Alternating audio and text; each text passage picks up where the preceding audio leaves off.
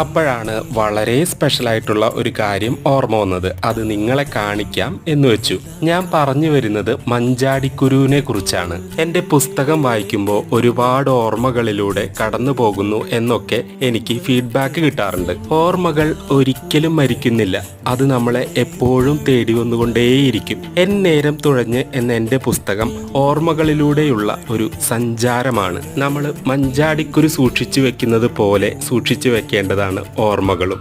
അത്രമേൽ പ്രഷ്യസ് ആയത് ഒരിക്കലും നമ്മളിൽ നിന്ന് നഷ്ടപ്പെട്ടുകൂടാ. എൻ്റെ പറമ്പിൽ ഒരു മഞ്ചാടി മരം ഉണ്ട്.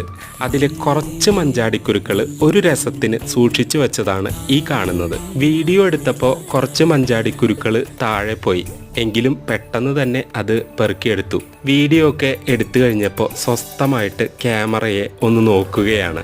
പെട്ടെന്ന് തന്നെ പുസ്തകം പോസ്റ്റ് ചെയ്യാനായിട്ട് പോകണം. അപ്പോൾ എന്തായാലും എന്നേരം തുഴഞ്ഞ്